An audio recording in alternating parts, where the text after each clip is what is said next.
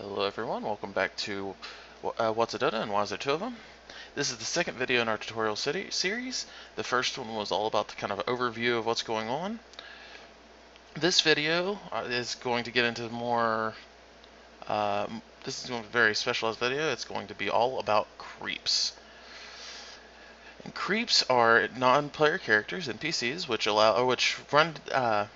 have very special roles, each one. There are several types of creep, and we're going to get into those now. The first type of creep we're going to look at is the melee creep. This guy spawns from the barracks, and there's melee barracks. These guys spawn from here. They spawn usually in threes, sometimes more. They run down your lane, whichever lane they're going to, and they meet up with the enemy creeps, and they fight to the death. Along with them is a range creep. The range creep's the only one that's got mana. That's important for some characters, for some heroes. They also hit the hardest. They deal the most damage whenever they attack. They're also the squishiest. They take more damage whenever they get attacked. So that's those. They are also upgradable whenever an enemy, or whenever you destroy the melee barracks and the range barracks. There's a range barracks for them to come out. When you destroy the enemy's melee and range barracks, your creeps upgrade into becoming mega creeps. Mega creeps actually give less gold whenever they're killed. Think of it as kind of a punishment for having your barracks drop down. So if you're fighting mega creeps, you're going to get less gold than your regular creeps, which give about 30 to 60 gold per kill. These are the main ways that you'll get XP and gold, which is generally considered farm.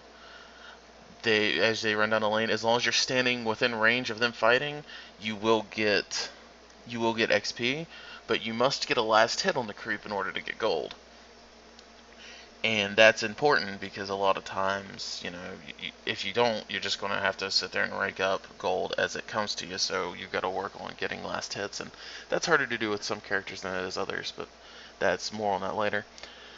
Alright, and that's these creeps, and I don't have any mega creeps to show you, but trust me, they're just those guys but bigger. Alright, and then also,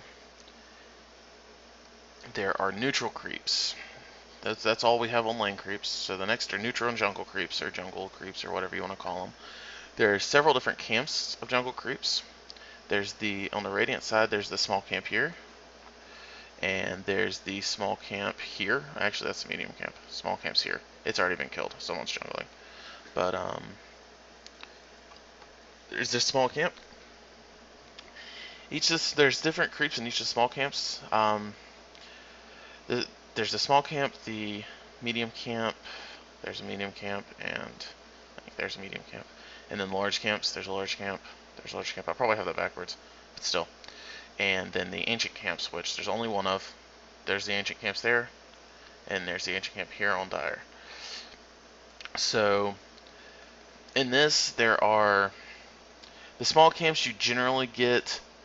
On average, you get between 233 and 144 experience and 65 to 102 gold, depending on the creeps in the camp. Now, the medium camp, they're stronger, they're harder to kill, but their risk is worth the reward. As with any creeps except mega creeps, the risks is worth the reward. Because the medium camps give you an average of 100 gold and about 200 experience whenever you kill them.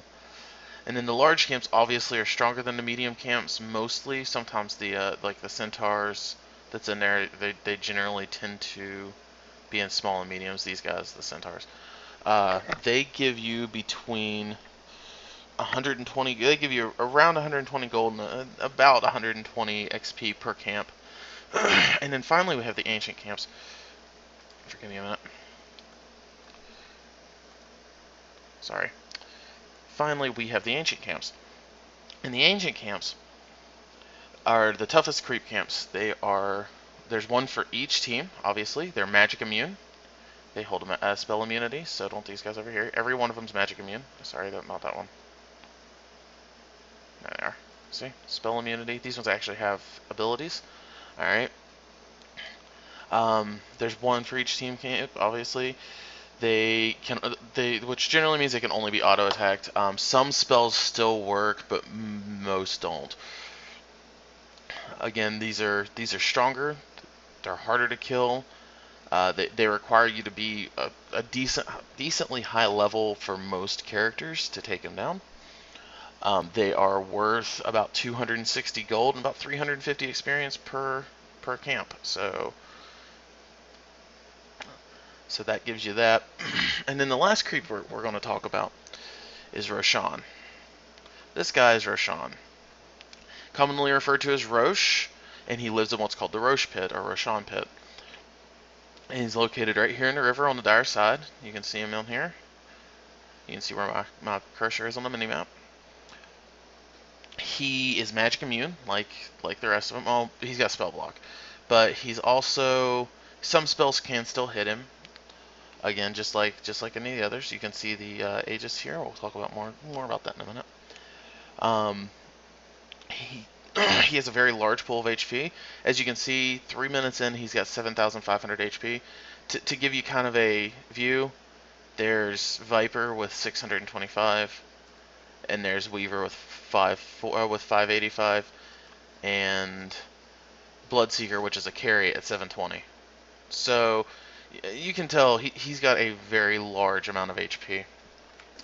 He's also, again, worth the risk in killing him, because he awards your entire team 200 gold, as well as the person who kills him gets a large sum of gold.